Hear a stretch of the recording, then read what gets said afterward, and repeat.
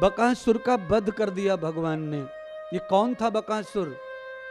बकासुर ऐसा था, बाहर से भजन भगत और अंदर से राक्षस दुष्ट। भगवान ऐसे भगत को पसंद नहीं करते। आपको ये कथा सुनाना जरूरी है, क्योंकि आप में भी कुछ बगुला भगत बैठे यहाँ, और बगुला भगत को भगवान मार देते हैं, फेंक देते हैं। इसीलिए मैं कह रहा हूं, ना उर्वा रुक में बंधना, अंदर बाहर एक जैसा होना चाहिए। एक जैसा अंदर बाहर जब हो जाते हैं तो हम बंधन मुक्त भी हो जाते हैं। कोई भी फल पेड़ पे जब पकता है तो वो पहले अंदर से पकता है, फिर बाहर से पकता है।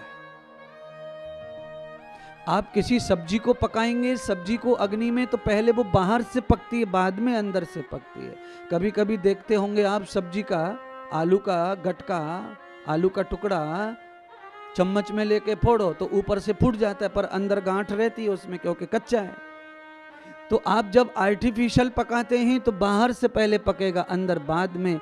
और जब आप प्राकृतिक पकाते हैं तो पहले अंदर से पकता है और बाद में बाहर से पकता है। कौन है वो? तो कहा जैसे आम है, खरबूजा है, ये पहले अंदर पकते हैं।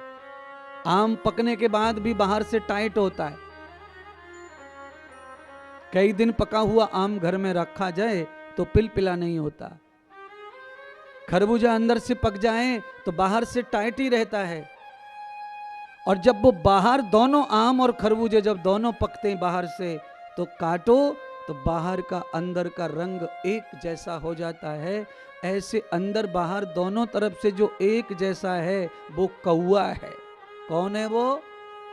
कौआ। बगुला दो तरह का है। बगुला बाहर से सफेद, अंदर से काला। कौआ बाहर से भी काला और अंदर से भी काला। तो कबीर जी क्या कहते हैं? कबीर जी कहते हैं कि बगुला से कौआ भला, बाहर भीतर एक।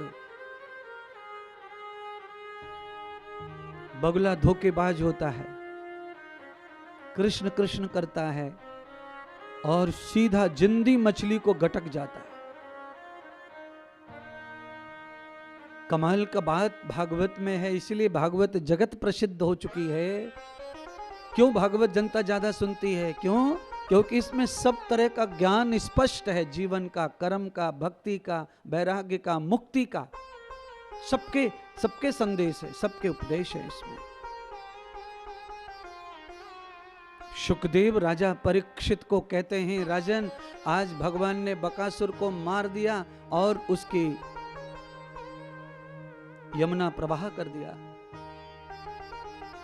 आगे भगवान बढ़े तो देखा वहां अघासुर पड़ा हुआ है, पापियों का ढेर। पापी भगवान के सखा फंस गए, कृष्ण कृष्ण करने लगे। तो भगवान ने पाप के ढेर से, उस काल रूपी अजगर के मुख से अपने मित्रों को वापस निकाल लिया और चक्र सुदर्शनधारी ने उस पाप को काट दिया। अर्थात आपको कथा ये सिखा रही है कि कोई भी हो, पापी आपके अगल बगल बैठे हों, आप भजन करने वाले हैं और पापी आप जानते हैं कि ये सब पापी एक मंडल है। ऐसी स्थिति में आप उस मंडल में फंस जाओगे, उसमें से निकलना मुश्किल होगा। ऐसी स्थिति में आपको हरि सुमिरन करना चाहिए, जिससे उस मंडली के पापियों का असर आपके ऊपर ना हो, आप ना फंसें, आप ना मरें। तो उस समय भजन करते करते संग करो पापियों का। अच्छा, कहाँ जाएंगे? अपन गांव में तो रहते ही है ना, सब तरह के लोग गांव में रहते हैं, सबसे काम पड़ता है, तो जाएं कहाँ?